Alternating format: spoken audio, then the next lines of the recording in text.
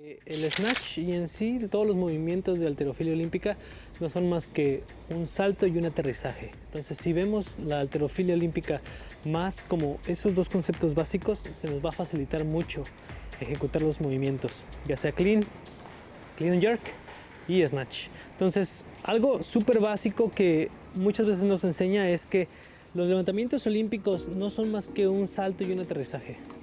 Entonces, si tú tienes la capacidad de hacer esto y esto, lo más seguro es que puedas hacer un snatch o un clean and jerk. ¿Por qué? Lo digo por lo siguiente. Veamos, por ejemplo, si yo al momento de hacer mi snatch no es más que un salto y un aterrizaje, entonces técnicamente ya llevo la mitad del trabajo hecho. Entonces podemos empezar a practicar con el simple hecho de saltar y aterrizarse. Si yo logro que mi cuerpo vaya acostumbrándose a ciertos movimientos, va a haber un momento en donde al adherir una barra, el cuerpo va a darse a entender cómo levantarla y solo se van a tener que lijar algunas asperezas en el movimiento. Sin embargo, vamos a tener una base muy sólida.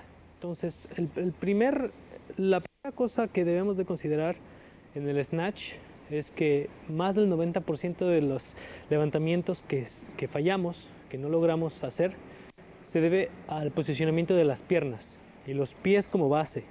Entonces, si yo no tengo delimitado bien cómo es que voy a aterrizar, si cada uno de mis levantamientos son diferentes cada vez que hago un snatch, entonces cuando yo le empiezo a subir el peso, ese peso va a limitarme demasiado, porque mi cuerpo no va a saber qué es lo que estoy haciendo, qué es lo que estoy intentando.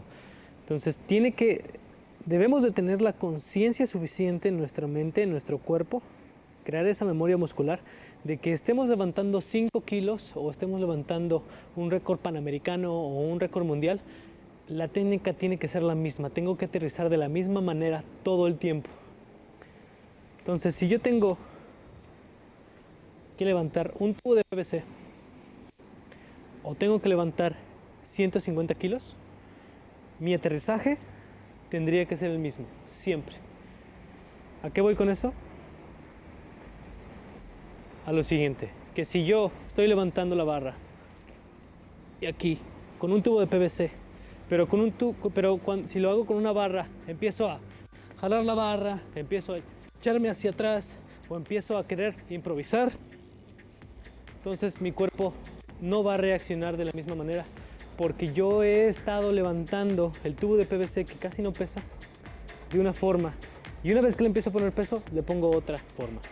Entonces tiene que ser consistente, consistencia por encima de la intensidad. Una vez que logramos tener la consistencia, podemos pasar a ser más intensos.